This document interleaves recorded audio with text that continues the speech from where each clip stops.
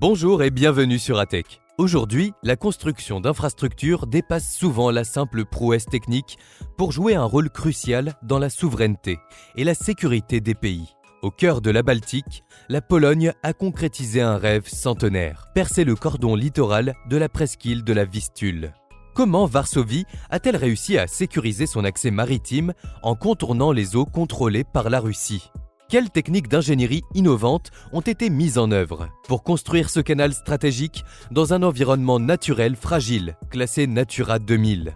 Enfin, au-delà de la rentabilité économique débattue, quelles sont les implications géopolitiques et militaires réelles de cette nouvelle voie pour la région et plus largement pour l'OTAN ?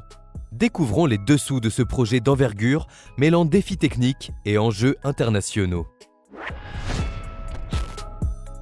Le canal de la presqu'île de la Vistule, officiellement inauguré le 17 septembre 2022, n'est pas qu'une simple tranchée dans le sable. C'est une réalisation majeure d'ingénierie maritime et un acte de souveraineté en Europe.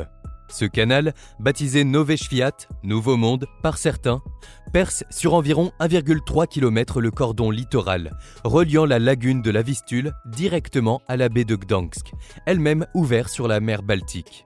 Avant cette construction, les navires polonais, souhaitant atteindre le port d'Elbag, l'un des ports majeurs de la région, n'avaient d'autre choix que d'emprunter le détroit de Baltiisk, qui est lui-même sous le contrôle strict de la Fédération de Russie, dans l'oblast de Kaliningrad. Cette dépendance, héritée de la Seconde Guerre mondiale et de l'ère soviétique, imposait des contraintes administratives, des délais et une vulnérabilité stratégique inacceptable pour Varsovie.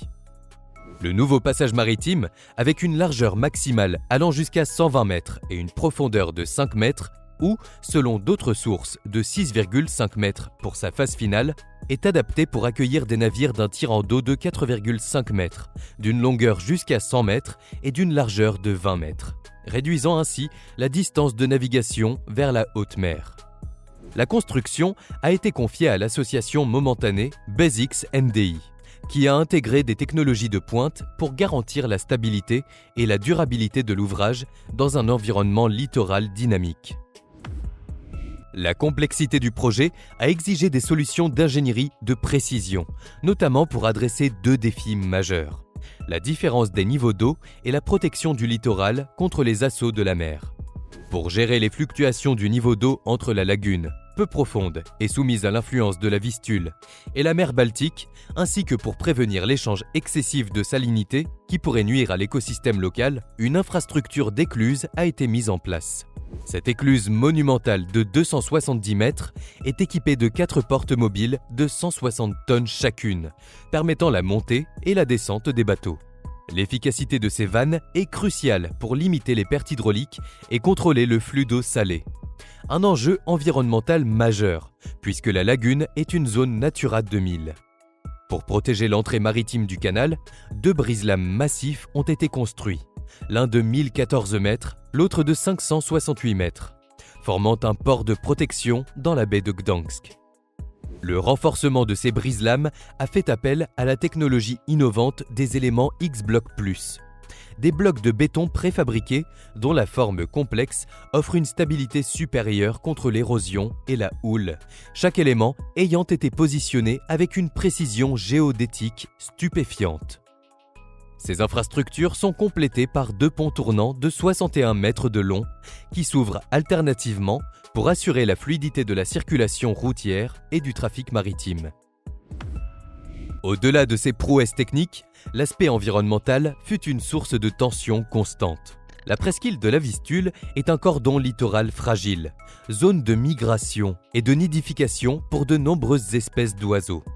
Le lancement des travaux, impliquant le déboisement de 25 hectares de forêt, a provoqué des réactions, tant de la part d'organisations écologiques que de la Russie, qui a soulevé des préoccupations officielles sur les risques écologiques, un argument souvent perçu par Varsovie comme une manœuvre politique visant à bloquer le projet.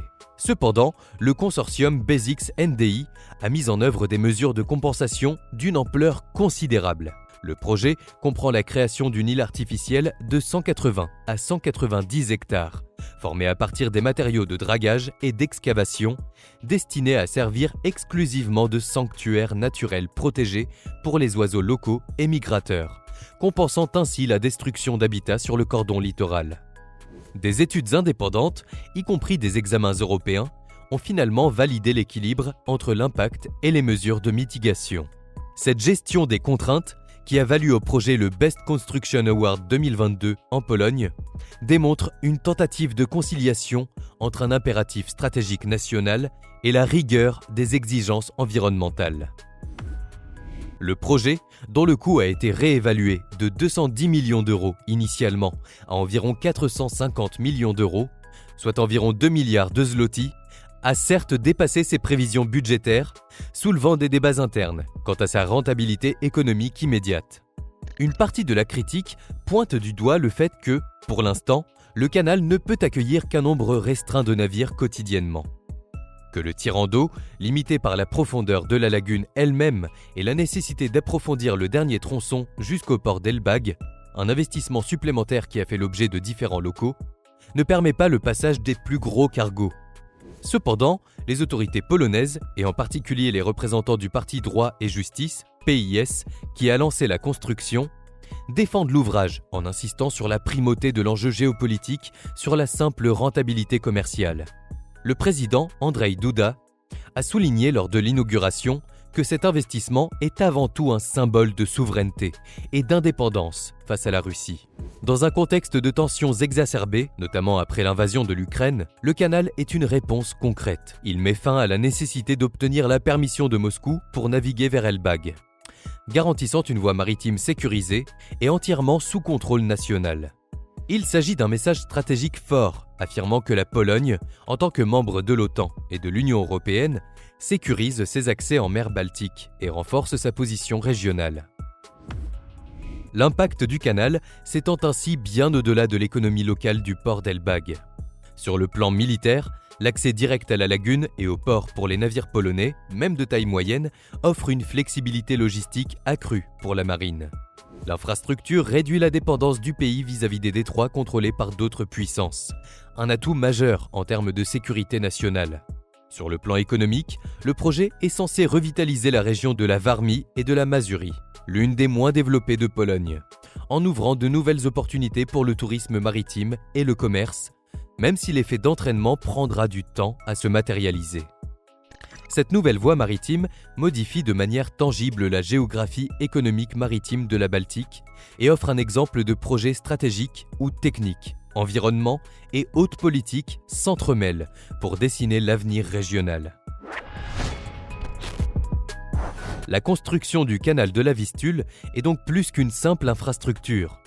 C'est la matérialisation d'une volonté politique d'indépendance et la réécriture d'une carte maritime. Voilà ce qui conclut ce décryptage. Merci d'avoir suivi jusqu'au bout. Si la vidéo vous a plu, n'hésitez pas à laisser un like et à nous dire en commentaire votre avis sur cette situation. De nouveaux épisodes arrivent bientôt, alors n'oubliez pas de vous abonner à la chaîne et à activer la cloche pour ne rien manquer. À très bientôt!